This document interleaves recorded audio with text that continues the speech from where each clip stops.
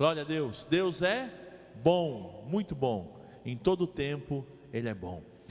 Amados, a palavra de Deus, ela vem sempre falando sobre um Deus preocupado com a sua criação, um Deus preocupado com o ser humano, Deus preocupado com o homem, com a mulher, preocupado com a sua vida espiritual, com a sua vida emocional, com toda a sua vida.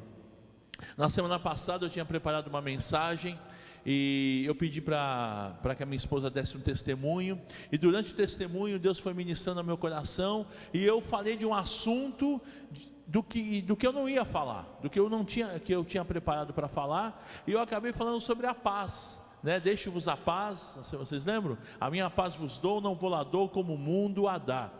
E aí praticamente eu só li esse texto, fiz o apelo, e uma moça veio à frente, né? E ela comentou depois com a minha esposa que queria voltar para o Evangelho, tinha se convertido há algum tempo, mas estava longe, quis voltar, e ela pediu para Deus: poxa Senhor, eu queria que o Senhor falasse sobre paz. Então eu entendi, né? Ainda bem que eu fui obediente à voz do Senhor, e ela veio chorando aqui, foi muito gostoso, né? Muito legal. Estava com você, né, Jama?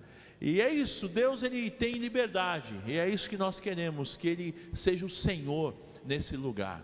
E é interessante que o Senhor é aquele que nos traz uma alegria que supera as aflições. Você pode ter luta, pode ter dificuldade, pode ter a programação lá no trabalho está pegando, né, Gustavo? A coisa está, né, cheio de metas, e é o seguinte: quando os caras colocam meta é porque tem que cumprir, não tem essa, não sei se eu vou conseguir, tem que conseguir, acabou, né? Então você pode estar passando luta lá no teu trabalho, ou mesmo em casa, ou com você mesmo, né? Aquela luta existencial: meu Deus, o que está acontecendo? Eu não tenho paz, eu não tenho alegria. E a alegria que Deus nos dá supera toda e qualquer aflição. Eu queria que você abrisse sua Bíblia em João, no capítulo 16, no versículo 33, quando o Senhor Jesus, Ele está ali falando com o seu povo, uma palavra de despedida. Depois Ele tem a oração sacerdotal, e Ele está indo para o Getsêmani, e estava ali encerrando o ministério, que na verdade não estava encerrando, Ele ia começar então uma coisa maravilhosa, que seria a nossa salvação através do seu sacrifício na cruz e da sua ressurreição. E ele diz o seguinte, lá no último versículo do capítulo 16: essas coisas vos tenho dito para que tenhais paz em mim. No mundo passais por aflições, mas tende bom ânimo, eu venci o mundo. Eu vou repetir: essas coisas vos tenho dito para que tenhas paz em mim. No mundo passais por aflições, mas tende bom ânimo, eu venci o mundo. Na Nova Tradução da Linguagem de hoje, esse versículo diz assim: eu digo isso para que, por estarem unidos comigo, vocês tenham paz. No mundo vocês vão sofrer, mas tenham coragem, eu venci o mundo. Amém? Você pode se alegrar com isso? Você vai ter luta, você vai ter dificuldade, mas coragem, eu venci o mundo, disse Jesus. Amém? Você pode ter luta, dificuldade, mas tenha coragem. Jesus venceu o mundo para que você vença as aflições. Interessante que Jesus aqui nesse contexto, no versículo 25, ele vem dizendo: embora eu tenha falado por meio de figuras, vem a hora que não usarei mais esse tipo de linguagem, mas falarei abertamente a respeito do meu Pai. Então eu queria esmiuçar um pouco o versículo 33. Primeira coisa que eu vejo aqui, Jesus, ele fala de paz, né? De novo falando de paz. Só que não é uma paz qualquer, é a paz que Jesus dá. E por estarmos unidos nele, né, na tradução da linguagem de hoje, fala: por eu estar unido em Jesus, então eu tenho paz. Independente da luta, independente da dificuldade, independente do momento difícil que você possa ter, em Jesus você pode ter paz. Eu vi um quadro, né, há um tempo atrás, falando do que é ter paz com Jesus. Então tem um pássaro que ele fez um ninho no meio de uma cachoeira. Então está caindo aquela cachoeira, não sei como é que ele fez para desviar das águas ali, e você vê lá o ninho e aquela água caindo, mas ele está em paz ali, independente do tumulto, das adversidades. Em Jesus eu tenho paz.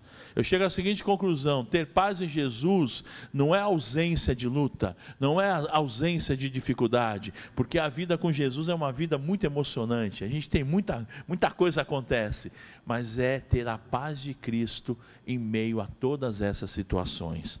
Interessante que foi citado, eu estava aqui vendo o meu esboço, e na hora que eu estava olhando, o irmãozinho Adam, ele citou esse versículo, Isaías 9,6, no louvor, a parte B.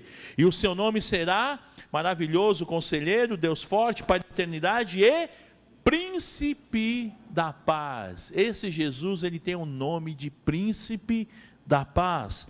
Romanos 5, versículo 1, diz assim: justificados, pois, pela fé, temos paz com Deus. Quando somos justificados pela fé em Cristo Jesus, nós temos o quê?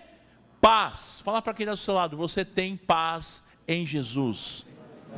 Em Jesus. Interessante que na semana passada eu falava sobre a paz. Jesus, ele citou a paz que o mundo dá, porque o mundo dá paz. Você pode ter paz.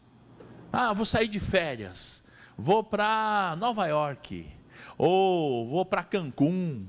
Que chique, hein? Quando casar, bom lugar para ir, em Cancún,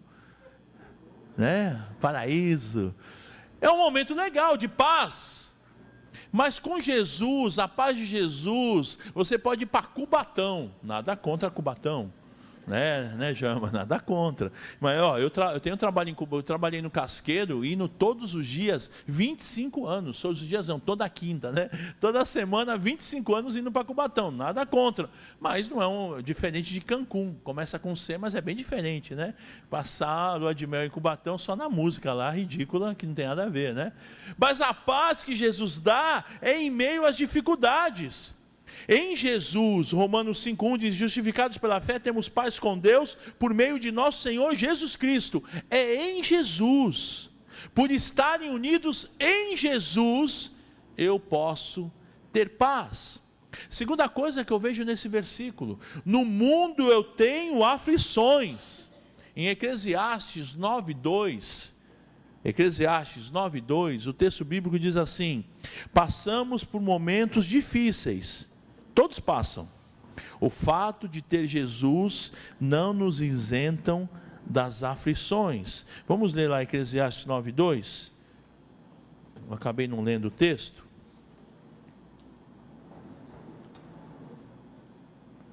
Nove, 2.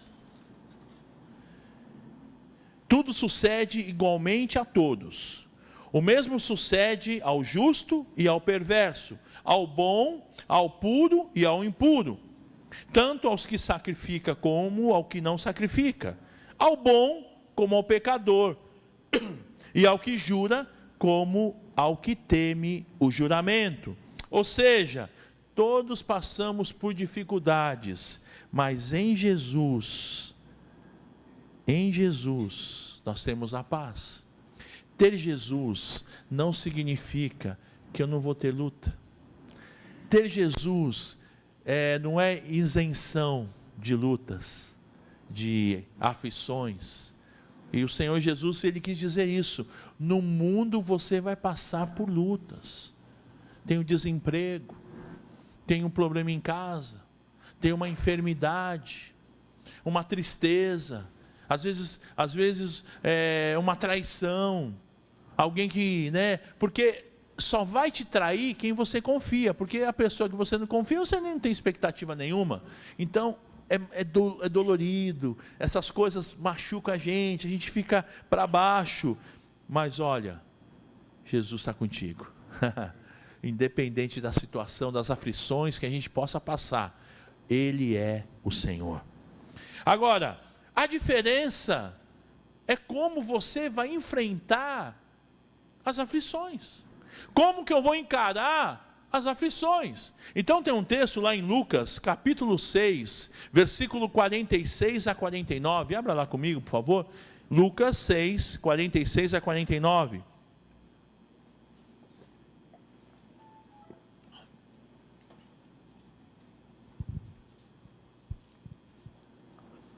Eu gosto muito desse texto.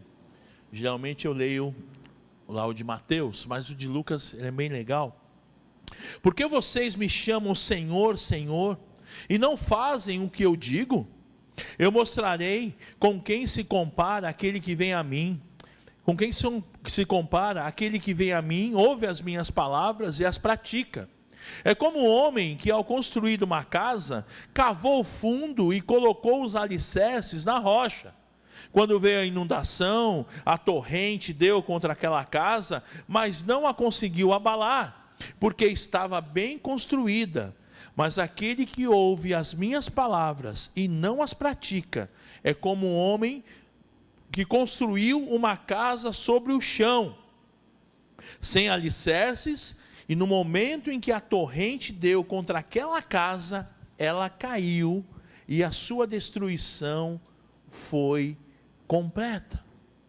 Como você tem encarado as aflições da vida?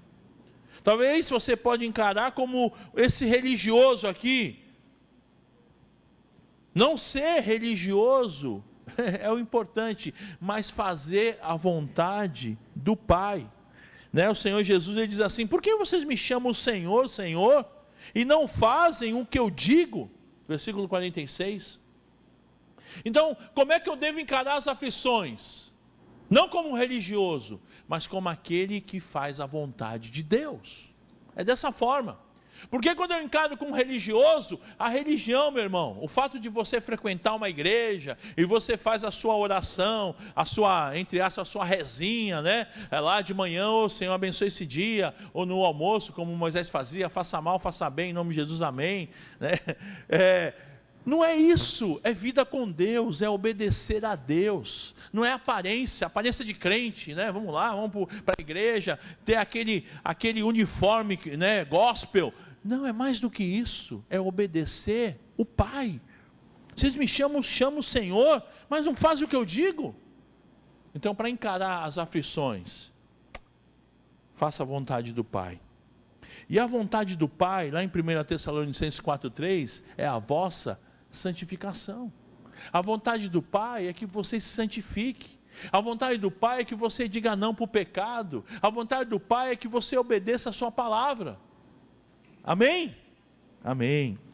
Como eu posso também encarar as aflições? Como o texto diz aqui que nós lemos de Lucas 6, sendo ouvintes e praticantes da palavra de Deus. Não é simplesmente ouvir, mas é ouvir e praticar, ouvir e viver. Aquela coisa que eu falei no início, da vida com Deus, esse milagre da salvação, que é a transformação da nossa vida.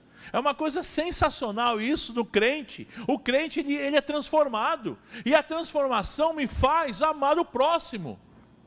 E a Bíblia diz que eu devo amar o meu inimigo. Agora, quando o cara chega e fala assim: não, eu sou crente, mas não sou bobo. Cara, está errado. Onde que está na sua Bíblia isso? Você é um bobão mesmo, no sentido de que você obedece a Deus, e muitas vezes na visão humana, você está fazendo um papel de bobo. Não, eu estou fazendo um papel de filho de Deus. Eu fui transformado, e como transformado eu amo. Como transformado eu perdoo. Mas o sem vergonha pisou no teu calo, o sem vergonha te traiu, o sem vergonha... Mas eu amo. É a essência de Deus. Deus é amor. Os caras cuspiram em Jesus. Os caras traíram Jesus. As pessoas optaram em ficar com um bandido, com um ladrão, do que Jesus. Senhor, perdoa, porque não sabe o que fazem. Aí você pode, mas esse é Jesus, Você quer se comparar a Jesus? Mas o novo nascimento é nele. Nós somos firmados nele. Nós somos cristãos. Cristãos são pequenos cristos. Cristãos são imitadores de Cristo. Nós seguimos ao nosso mestre. E é uma coisa sensacional essa, porque a gente quer amar, a gente quer perdoar. E muitas vezes a nossa velha natureza fica brigando, mas porque Jesus entrou no nosso coração, essa transformação é dele. E aí nós queremos ouvir, e nós ouvimos a palavra, e aí nós somos praticantes. Por isso que a Bíblia diz que eu devo ir na igreja. Como assim eu devo ir na igreja? Porque a fé vem pelo ouvir, e ouvir a palavra de Deus. Na igreja você ouve a palavra. Então tem que vir, tem que congregar. É coisa de Deus, igreja, o povo junto, é coisa de Deus. E também as lutas virão, mas a nossa vida está baseada na rocha. Como enfrentar as aflições? O texto bíblico diz que vai vir o vento, vai vir as torrentes, as águas vão subir, a coisa vai pegar, mas eu não estou firmado na areia, eu estou firmado na rocha. O texto diz que aquele que ouve as minhas palavras e as pratica, é como aquele homem prudente que cava fundo e ele coloca o alicerce na rocha. E nós que temos Jesus, a nossa rocha é Jesus, o nosso alicerce é Jesus, a nossa base é Jesus. E quando vier as lutas, os perrengues, as aflições, eu estou firmado na rocha. E aí a casa não cai. A casa cai para aquele que não está firmado em Jesus. E aí o Senhor, Ele diz assim, olha, no mundo você vai ter aflições, mas tem bom ânimo. Uma outra tradução, tenha ânimo. Eu venci o mundo. Tende bom ânimo, Jesus venceu o mundo. 1 João 4:4, a parte B do versículo diz assim: porque maior é aquele que está em vós do que aquele que está no mundo. O que está conosco, Jesus, Ele é maior. Tem um irmão que ele tem uma frase, Deus é maior. Ele faz assim.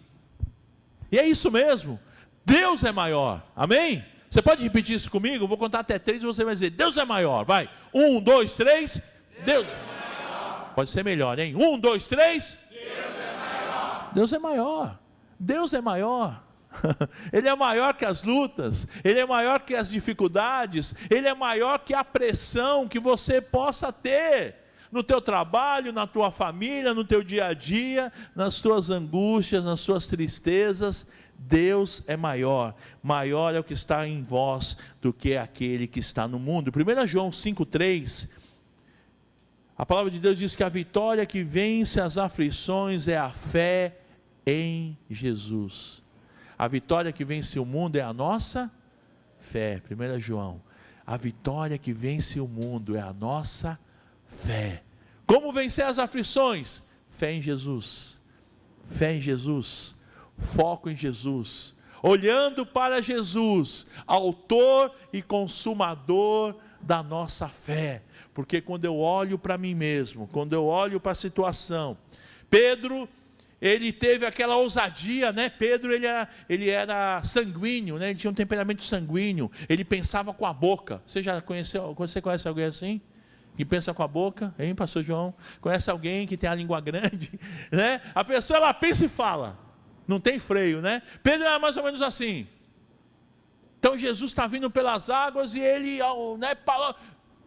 Pedrão é assim, Pedro Pacheco? Fala mesmo, mais ou menos. Você é transformado, Aí Pedro, ele pega e fala, Senhor, se é o Senhor, me chama que eu vou. Dá até uma música, me chama que eu vou, me chama que eu vou. Ele desceu do barco e foi. Primeiro surfista na Bíblia, Pedrão das ondas, E ele foi andando, só que as águas estavam meio que balançando ali, o mar, e a água bateu na canela, a água gelada bateu na canela, e Pedrão já, a coisa pegou. Ele olhou as circunstâncias, e ele começou a afundar. Olha para Jesus, olha para Jesus, em meio às aflições, em meio às angústias, em meio às dificuldades, olha para Jesus. E Jesus é tão maravilhoso que veio até Pedro e falou, vem cá meu filho, você não tem fé, vem aqui, eu te levo, eu te carrego no colo. E é assim, amados, nós devemos olhar para Jesus, porque a vitória que vence as aflições é a fé nele. Em quinto lugar, a alegria que supera as lutas. Como assim? Que alegria é essa? Lá no livro de Neemias, no capítulo 12, versículo 43, Neemias foi chamado, foi enviado, para reconstruir os muros de Jerusalém. A cidade de Jerusalém tinha sido destruída pelos inimigos, e Deus levantou Neemias para ser o cara que ia construir, junto com o povo, ele ia organizar tudo aquilo, ele ia fazer, até um exemplo muito interessante, na faculdade de administração eu ouvi sobre Neemias, é citado Neemias como um grande administrador, que ele fez uma administração perfeita, e na verdade foi a direção de Deus na vida dele. E aqui no final, em 51 dias, eles reconstruíram os muros de Jerusalém. Ele reuniu o povo, ele uniu as famílias, e cada família ficou designada a construir uma parte do muro. E aqui é o final da construção. Eles tiveram várias lutas, várias dificuldades, os inimigos se levantaram, houve um monte de situação para atrapalhar a construção desses muros, e assim é a nossa vida com Deus. Vão se levantar situações difíceis, momentos difíceis, tristezas, angústias, decepções, mas se eu estou focado no Senhor, Ele me dá alegria da reconstrução do nosso muro. Talvez o teu muro está quebrado, alguma área da tua vida está quebrada e você precisa reconstruir. E olha que lindo isso daqui, Neemias 12, 43. E naquele dia, contentes como estavam, ofereceram grandes sacrifícios, pois Deus os enchera de grande alegria. As mulheres e as crianças também se alegraram, e os sons da alegria de Jerusalém podiam ser ouvidos de longe. Olha que situação linda, a inauguração, a reinauguração dos muros. Os inimigos no veneno, os caras estavam se mordendo, porque eles tentaram de tudo, eles fizeram de tudo para que esses muros não fossem reconstruídos. Você sabe que o simbolismo do muro de uma cidade significa segurança. Uma cidade, para aquela cultura, sem muro, com os muros quebrados, os portões queimados, significava uma cidade sem segurança. E na vida espiritual, a nossa vida com os muros quebrados, os muros destruídos, significa que a gente está sem a proteção do Senhor. E então Ele constrói os muros, e nós construímos os nossos muros em Deus. É firmado em Jesus, é tendo como alicerce a rocha que é Jesus, é olhando para Jesus, é pela fé. Agora, como que é isso? Que alegria é essa que supera as lutas? Primeiro, nesse texto, a alegria vem de Deus, é Ele que nos dá alegria, é Ele que nos concede a bênção. É grande e pode ser ouvida de longe. A alegria de ter Jesus é uma alegria muito grande, não é uma alegrinha, acho que nem existe essa palavra, alegrinha, não é uma alegria pequena não, é um júbilo, é a alegria que ouve de longe, não é uma alegria comum, é júbilo. E a grande motivação foram os muros restaurados. E nós em Cristo Jesus temos motivos para nos alegrar, porque a nossa vida, como os muros de Jerusalém, foram restauradas. Nós ouvimos aqui o testemunho do nosso querido Geomir, que não é o Geomir Betting, é um cara muito mais importante, que é o nosso irmão, servo do Senhor, e ele estava com a vida destruída. Dos 25 anos de vida sem Jesus, destruída, o cara não tinha esperança, já estava na rua praticamente, estava sem muro, não é que estava destruído os muros do Geomir, estava sem muro, Geomir? O Senhor veio, restaurou a história dele, restaurou a vida. É isso que o Senhor faz com a gente, Ele restaura os nossos muros. É isso que acontece quando nós entregamos a nossa vida para Jesus. Vai ter luta? Vai! Vai ter dificuldade? Se vai. Como diz o nosso irmão Silvio, se vai. Vai sim! Mas a vitória está em Jesus. No mundo você vai ter aflições, mas tem de bom ânimo. Eu venci o mundo. Jesus venceu o mundo. E porque eu creio em Jesus, eu também sou vencedor. Louvado seja o nome do Senhor. Em sexto lugar, na situação das tribulações, eu tenho que clamar ao Senhor. Oração, meu amado. Não existe vida com Deus sem oração. Sabe, às vezes a gente gasta, ou melhor, ganha muito pouco tempo em oração. Oração tem que ser uma coisa básica na nossa vida. Eu estou com uma situação,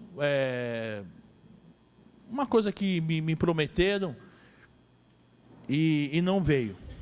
E aí a minha esposa falou: ô Luizão, você tem que fazer alguma coisa, tem que falar com a pessoa, tem que ir lá e tal, e tal, e tal. Eu falei: pô, mas ele prometeu, ele falou que vai dar, eu tenho que esperar, não é assim. Ela falou: mas sabe como é que é a mulher, né? Pelo menos a minha, lá em casa: não, tem que fazer e tal. Eu falei: faz o seguinte, eu vou orar. Acabou. Vou orar. Porque a oração, às vezes a gente não percebe, mas a Bíblia diz que muito pode em seus efeitos a oração do justo.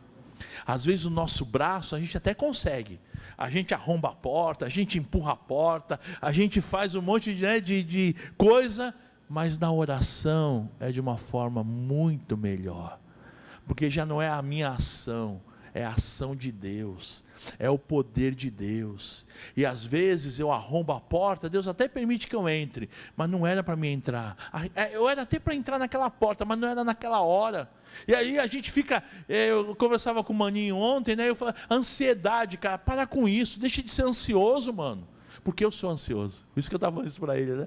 Porque eu sei, o cara ansioso, ele quer as coisas, e não consegue viver, não consegue descansar, não consegue relaxar, ele quer que aconteça.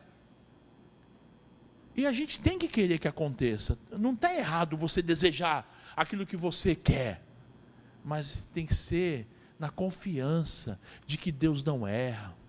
Deus conhece o teu endereço, Deus sabe onde você mora, Deus conhece o teu coração, Deus sabe o que você precisa, Deus conhece os teus anseios. Então deixa de ser apavorado e confia no Senhor. Espera, entrega teu caminho ao Senhor, confia nele, e o mais Ele fará.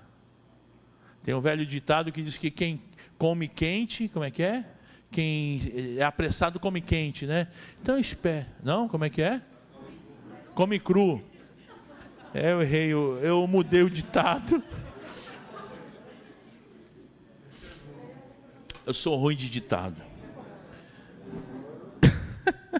É que quem come quente é porque não deixa esfriar, está com tanta pressa. Foi isso que eu quis dizer. Obrigado. Bom, voltando aqui para a palavra que é melhor, né? Clama ao Senhor. No Salmo 107:6 diz assim, 107 versículo 6: na sua aflição clamaram ao Senhor, e Ele os livrou da tribulação em que se encontravam. Olha, vamos pôr em prática isso? Na sua aflição, clame ao Senhor, que Ele vai te livrar de todas as suas tribulações. Salmo 34, versículo 6. Salmo 34, 6.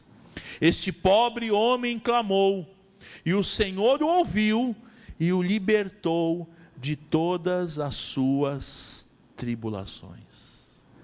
Salmo 34, 6. Esse pobre homem, parece que é para mim esse versículo.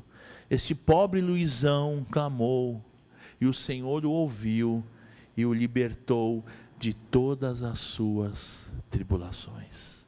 Amém? É isso que o Senhor faz, meu irmão. Confia nele, que Ele tem poder para te libertar. Não é de uma tribulação, não é de alguma, não é de todas as tribulações. Louvado seja o nome do Senhor. Você pode se alegrar com isso? Você dá um sorriso aí, por favor. Mostra aí o dente, a canjica. Isso.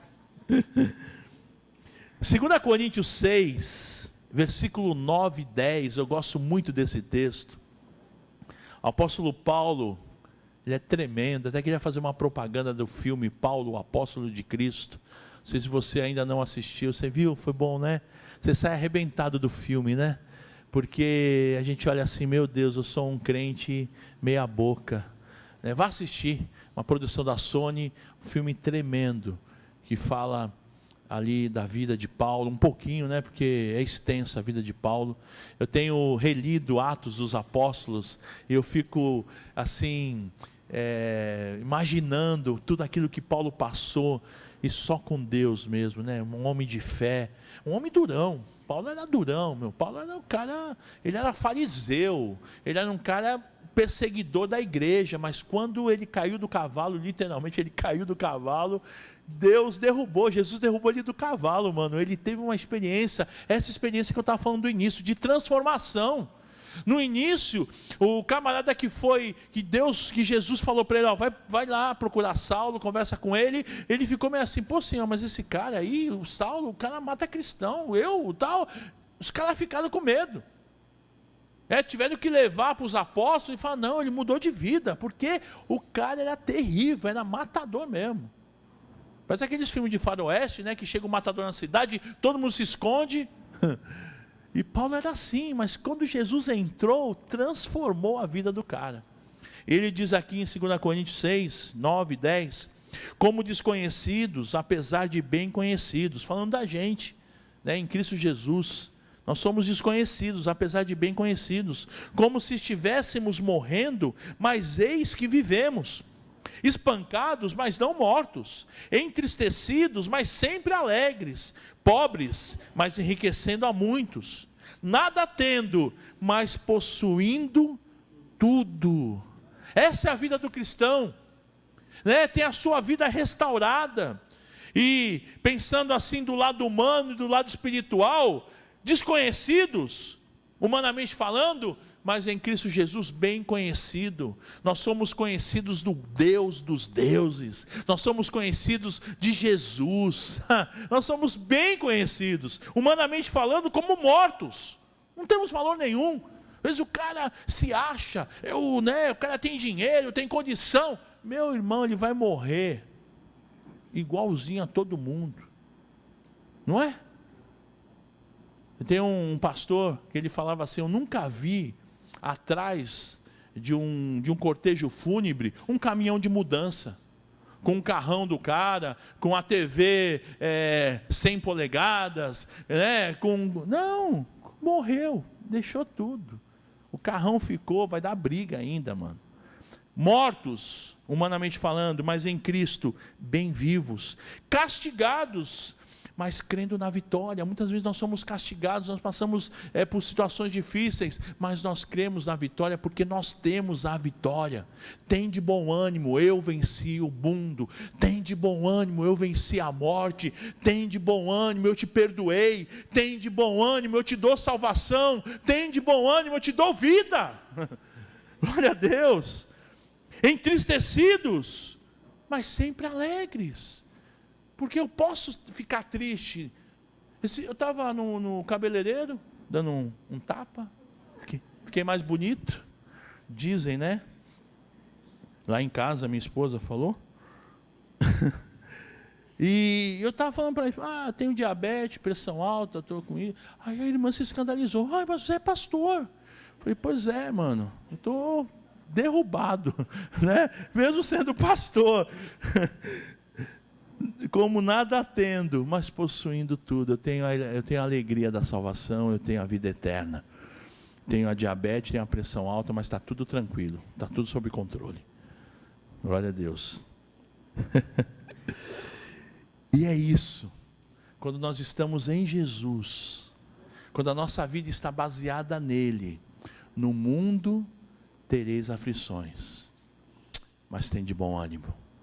Jesus venceu o mundo. E Jesus, ele tem moral para falar, porque tudo que ele falou, ele cumpriu. E eu acho isso tremendo, que Jesus, ele falou que ia ser crucificado, e ele foi. Ele falou que iria ressuscitar ao terceiro dia, e ressuscitou.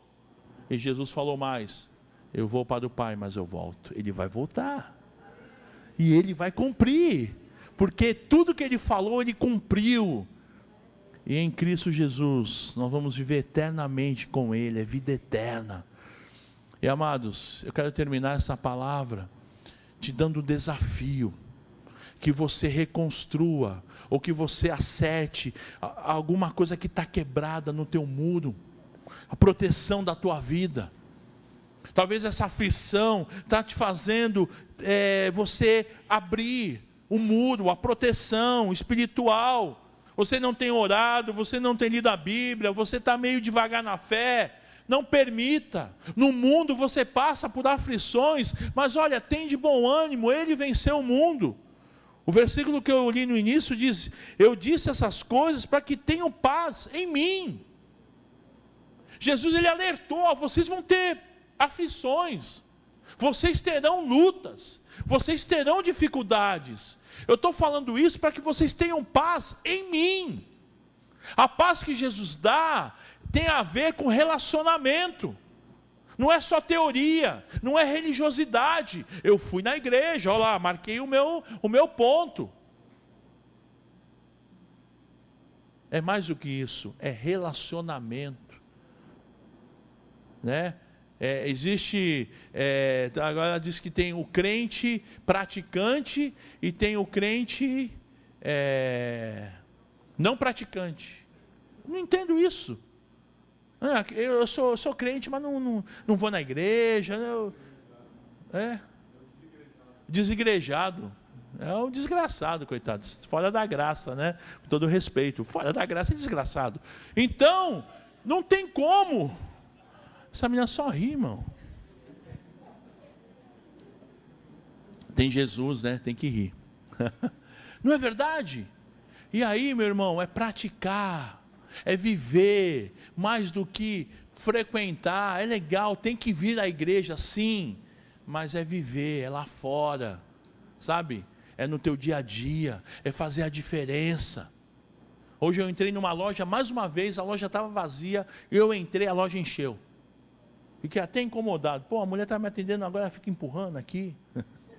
Sabe o que é isso? É a bênção de Deus. Onde você chegar tem que ter a bênção de Deus. Você não pode ser aquele chato. Chegou o chato. Não, chegou a bênção. Chegou o cara feliz. Chegou o cara que pode até incomodar o ímpio do sentido espiritual, mas você traz paz, você traz alegria, você traz esperança. E não é que é você. Não sei se você vai se achar, né? Eu sou o cara. Não, o texto diz: eu digo isso para que por estarem unidos comigo, vocês tenham paz. Essa tradução nos ajuda, né? A nova tradução na linguagem de hoje. Por estarem unidos comigo, vocês têm paz. O segredo é estar unidos com Jesus.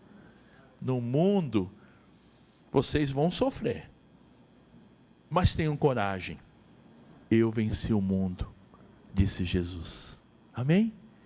Tenha coragem. Ele venceu o mundo. Você vai vencer. Louvado seja o nome do Senhor.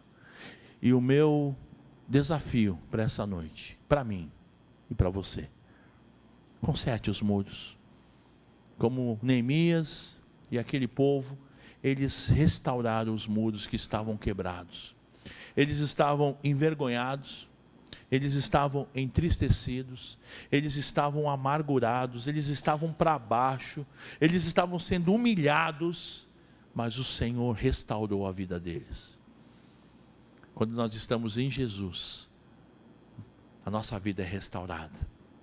Qual área da tua vida que precisa de restauração? Qual área que precisa perdão? Quem sabe você está com dificuldade de perdoar aquela pessoa, ela pisou na bola contigo. Isso é aflição.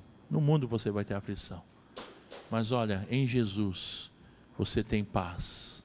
Em Jesus você tem condições de perdoar. A Bíblia diz que a gente deve amar até o inimigo. Quanto mais aquele irmão que pisou na bola contigo. Restaurar o teu perdão. Restaurar a vida de oração. Busca a Deus, restaurar o relacionamento com Deus, tua leitura bíblica diária, o teu momento com o Senhor, restaurar a amizade. Amanhã é dia das mães, trazer um presentinho para a mamãe, Não, tem que restaurar o ano inteiro, não é só no Dia das Mães. Sabe, restaurar relacionamentos. Às vezes eu ouço umas coisas na igreja que eu não acredito. Ah, fulano não fala com ciclano. Na igreja, mano, no mundo você não pode fazer isso, mas já na igreja tem alguma coisa errada. E não é no evangelho, mas é na pessoa. Restaurar. Os muros estão quebrados. Meu, acerta isso. Em nome de Jesus. É um desafio para a minha vida. Tenho que amar. Pô, mas ele pisou na bola contigo. Pô, ele passou dos limites. Tem que perdoar. Tem um mano aí que pisou na bola comigo. E eu passo em frente da casa dele.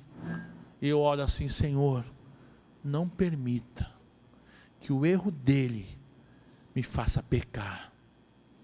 Não permita que a pisada da bola dele me faça pecar. Eu perdoo, em nome de Jesus. Eu passo na frente da casa, e não é só ele não, alguns outros, né? E eu tenho orado, porque eu não quero estar longe da bênção de Deus. São aflições, são lutas, são dificuldades. Eu venci o mundo. Deus está falando no teu coração. Vai ficando em pé no teu lugar, meu querido. Vai apresentando a tua vida diante do Senhor. Peça: Senhor, vem restaurar o muro da minha vida. Vem restaurar a minha situação. E se possível, já sai daqui, já acerta isso, em nome de Jesus. Pede a Deus uma estratégia: Senhor, em nome de Jesus, me ajuda, eu quero acertar isso, em nome de Jesus. Você vai ver, querido, que bênção que vai ser. O texto diz que depois que eles restauraram, e foi em tempo recorde, imagina, naquele tempo não tinha os equipamentos que temos hoje, né? E eles reconstruíram os muros em 51 dias, menos de 2 meses, foi um tempo recorde. Está no Guinness Book da época. E é isso que Deus faz, rapidamente Ele restaura a nossa história. Querido Deus e Pai, eu quero, juntamente com os meus irmãos, eu quero apresentar as nossas vidas. E, Deus, aquilo que está quebrado no nosso muro, na nossa proteção, na nossa vida, aquilo, ó Pai, que a gente não tem colocado como o Senhor, como alicerce, nós pedimos a Tua direção, a Tua graça.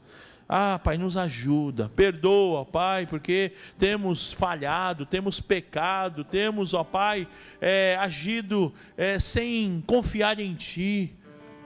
E nós desejamos, ó Pai, que o Senhor restaure os nossos muros quebrados, que o Senhor restaure as nossas vidas. Esses amados estão de pé, porque confiam em Ti. Estão de pé porque a Tua palavra falou aos seus corações. E eu sei que o Espírito Santo de Deus é que convence, o Espírito Santo de Deus é que fala aos nossos corações. E eu sei que o Espírito de Deus está fazendo isso, está restaurando, está mudando, está transformando, está dando a vitória. Louvado seja o nome do Senhor. Eu te louvo, Pai, eu te agradeço por essa bênção, no nome de Jesus. Amém.